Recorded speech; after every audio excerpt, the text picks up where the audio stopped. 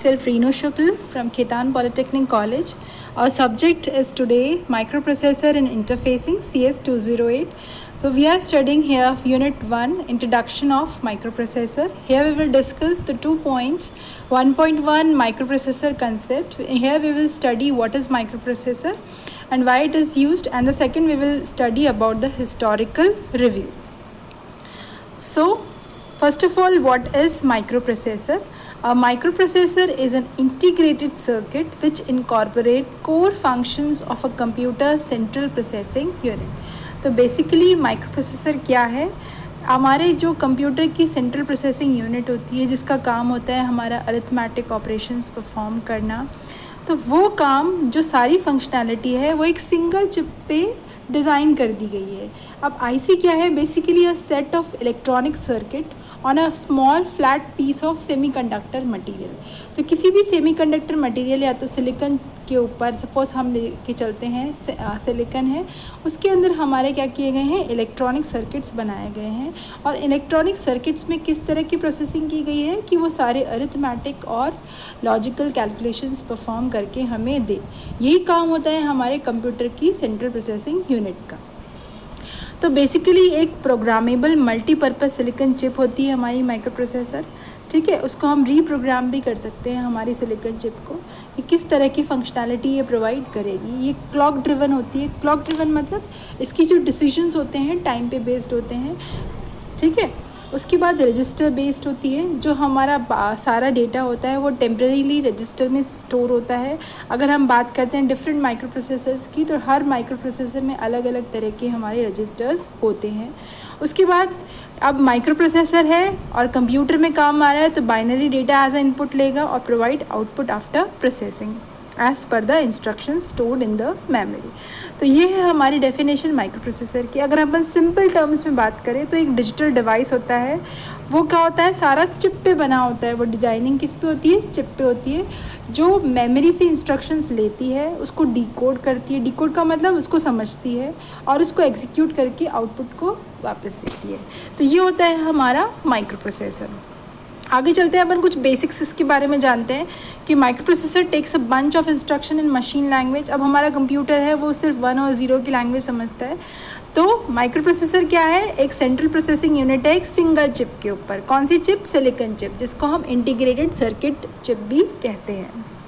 अब वो machine language data लेती है, एग्जीक्यूट करती है और फिर आउटपुट देती है. ठीक है, आप किस किस तरह के ऑपरेशंस परफॉर्म करती है? Addition, subtraction, multiplication, division, some logical operation, arithmetic and logical. और कई जो हमारे जो इसके अंदर ऑपरेशंस होते हैं वो फ्लोटिंग पॉइंट नंबर्स पे भी परफॉर्म करके देती है. फ्लोटिंग पॉइंट नंबर्स कौन से होते हैं? जिनमें हमारे डेसिमल भी गिवन होते हैं. अब हमारा माइक्रोप्रोसेसर में डेटा हम मूव कर सकते हैं with the help of registers. अब माइक्रोप्रोसेसर में क्या होता है? हमारे एक प्रोग्राम काउंटर होता है. उससे वो क्या करता है हमारे कि कौन सा इंस्ट्रक्शन अभी एग्जीक्यूट हो रहा है, नेक्स्ट कौन सा इंस्ट्रक्शन एग्जीक्यूट करना है, उसके सीक्वेंस को मेंटेन करके रखता है. कौन सा रजिस्टर? Program counter register. तो एक लोकेशन से दूसरी लोकेशन पे जंप करना है तो उसका डिसीजन किसकी मदद से लिया जाएगा? प्रोग्राम काउंटर की मदद से लिया जाएगा. आप देखिए एक ब्लॉक डायग्राम दिख रहा है हमको कंप्यूटर का. उसमें माइक्रोप्रोसेसर में 3 कंपोनेंट्स आ रहे हैं हमारे, ALU, कंट्रोल यूनिट और रजिस्टर है. ठीक है, तो हमारे जो बेसिक कंपोनेंट्स होते हैं माइक्रोप्रोसेसर की वो होता है arithmetic logical unit, control unit और रजिस्टर एरेज. और ग्रुप रजिस्टर एरे का मतलब है group of registers. Input device है, आउटपुट डिवाइस है और जो कनेक्शंस इंटरलिंक्ड है ये हमारी मेमोरी के साथ में. आगे चलते हैं हम. How does a microprocessor work? अब हमारा माइक्रोप्रोसेसर कैसे काम करता है? अब माइक्रोप्रोसेसर वही बात है हमारा जो प्रोसेसर काम करता है, पर प्रोसेसर क्या होता है? हमारा सिंगल बोर्ड, पूरे एक बोर्ड पे होता है, और जो हमारा माइक्रोप्रोसेसर होता है एक सिंगल चिप पे होता है. A processor is the brain of a computer which consists of arithmetic logical unit, control unit and register array. अब ये हमारे पूरे अरिथमेटिक और लॉजिकल ऑपरेशंस परफॉर्म करते हैं. इसके अंदर कई तरह के रजिस्टर्स होते हैं. इसमें एक होता है for example accumulator register, BCD, ये जनरल पर्पस रजिस्टर्स होते हैं. अभी काम क्या आता है, फास्ट एक्सेस के लिए हमारे काम में आते हैं, टेम्परेरी स्टोरेज डेटा को करने के काम में आते हैं।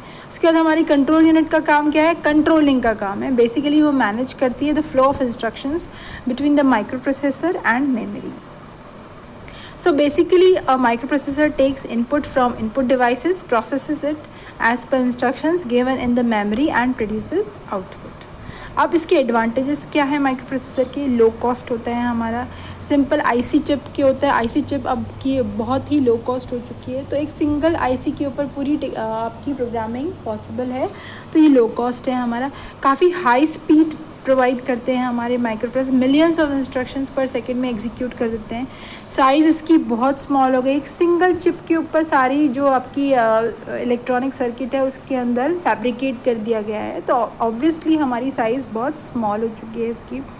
वर्सेटाइल हैं हमारे, The same chip can be used for a number of applications by simple changing the programming. हमने कहा ये रीप्रोग्रामेबल डिवाइस है, तो एक चिप के ऊपर मैंने सपोज़ हमने कोई दूसरी अलग तरह का प्रोग्राम बनाया है, तो हम नेक्स्ट टाइम उसी चिप के ऊपर दूसरी प्रोग्रामिंग करके उसको अलग सॉफ्टवेयर के लिए अलग प्रोग्रामिंग के लिए काम में ले सकते हैं। लो पावर कंजप्शन होता है, एक सेमीकंडक्टर टेक्नोलॉजी में काम में यूज़ आ रही है, तो उसमें जो हमारा होता है जो पावर का जो रिक्वायरमेंट होता है वो काफ़ी कम होता है हमारा सेमीकंडक्टर टेक्नोलॉजी के अंदर। लेस हीट जनरेट करता है as compared to the vacuum tubes.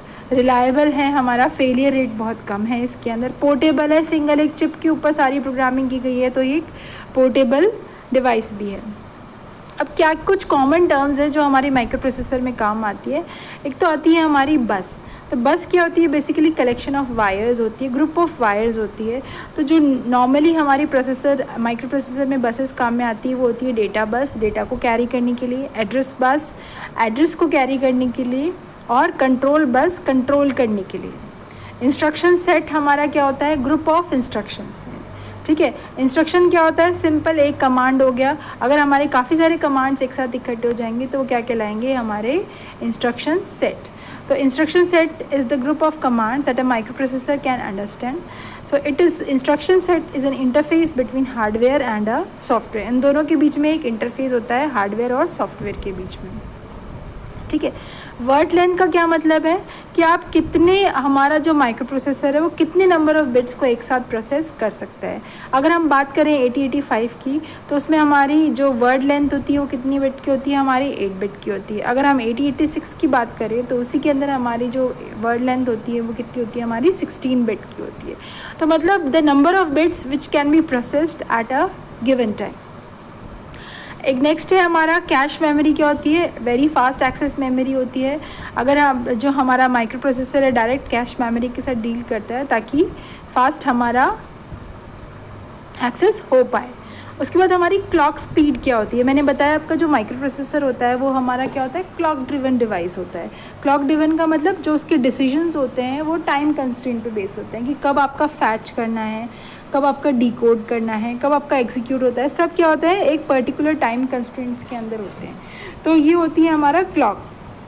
अब जो हमारा माइक्रो प्रोसेसर है वो क्लॉक सिग्नल को यूज़ करता है to control the rate at which instructions are executed, ठीक है। इंस्ट्रक्शंस को एग्जीक्यूट करने के लिए वो क्लॉक सिग्नल्स का काम में लेता है कि कब हमारा फैच होना है, कब हमारा डिकोड होना है, कब हमारा इफेक्टिव एड्रेस को रीड करना है हमें, और कब हमें एग्जीक्यूट करना है। तो everything is based on time.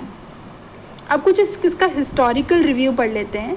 Historical review में सबसे पहले जो हमारी फेयरचाइल्ड सेमीकंडक्टर्स है, जो एक कंपनी है, उसने सबसे पहले इंटीग्रेट की आईसी बनाई उसने 1959 में, ठीक है। उसके बाद हमारे 1968 में हमारे जो फेयरचाइल्ड सेमीकंडक्टर्स कंपनी के जो लोग थे उन्होंने अपनी खुद की कंपनी स्टार्ट करी, दैट इज़ इंटीग्रेटेड इलेक्ट्रॉनिक्स, जिसको अपन शॉर्ट फॉर्म में बोलते हैं इंटेल, ठीक है। तो इंटेल ने सबसे पहले जो माइक्रो प्रोसेसर बनाया 4004, वो कब बनाया, 1971 में, और उसको एज अ सीपीयू काम में लिया उन्होंने, ठीक है। अब उसके बाद उसके अंदर जो हमारे जो चिप बनाई उन्होंने, उस पर सारे उनमें it has ALU, control unit, registers, bus system and a clock to perform computational task. तो उन्होंने इस तरह का फैब्रिकेशन किया। सबसे पहले जो आया हमारा 4004 आया 1971 में, ठीक है, अब आगे चलते हैं इसमें जनरेशन। सबसे पहले जो अपन ने बात करी, सबसे पहले इंटेल ने बनाया 4004, पर जो ऑफिशियली जो उसने बनाया सेकेंड जनरेशन में वो था हमारा 8080। वो हमारा 8 बिट का माइक्रो प्रोसेसर था। 8 बिट का क्या मतलब है कि 8 बिट डेटा को वो एक साथ प्रोसेस कर पाता था। तो अब 8 बिट डेटा को प्रोसेस करने में जो हमारा जो रेंज है वो क्या है, 1-128 से लेके 1, मतलब 256, 2⁸8 की बात करें तो 256 डेटा को वो एक साथ प्रोसेस कर सकता था।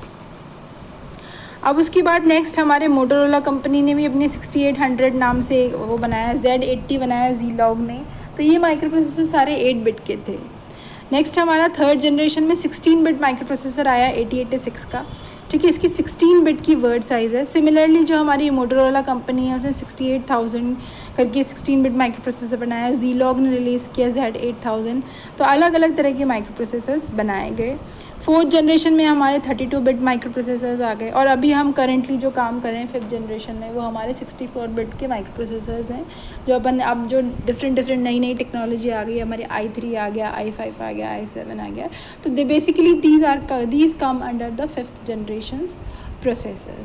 तो धीरे धीरे इवॉल्व हुई है हमारी माइक्रो प्रोसेसर की टेक्नोलॉजी। सबसे पहले 4004 बनाया हमारे इंटेल ने। ठीक है, वो हमारा 4 बिट का था, और अब धीरे धीरे जैसे जैसे इवॉल्व हुई है टेक्नोलॉजी, हमारे माइक्रो प्रोसेसर की जो वर्ड साइज़ है वो बढ़ती जा रही है। तो 64 बिट का है, और हमारे 128 बिट के भी वर्ड साइज़ के हमारे माइक्रो प्रोसेसर्स आ चुके हैं। तो ये था हमारे माइक्रो प्रोसेसर के बारे में। अपन ने एक ब्रीफ इंट्रोडक्शन पढ़ा कि क्या चीज़ है माइक्रो प्रोसेसर। एक ICP बेस्ड डिवाइस है हमारा, ठीक है, जो बेसिकली काम क्या करता है, अरिथमेटिक एंड लॉजिकल कैलकुलेशन का काम करता है। ठीक है, तो ये अपन ने पढ़ा इसके अंदर, और थोड़ा सा इसका हिस्टोरिकल रिव्यू पढ़ा अपन ने। तो ये था हमारा topic. Thank you for listening.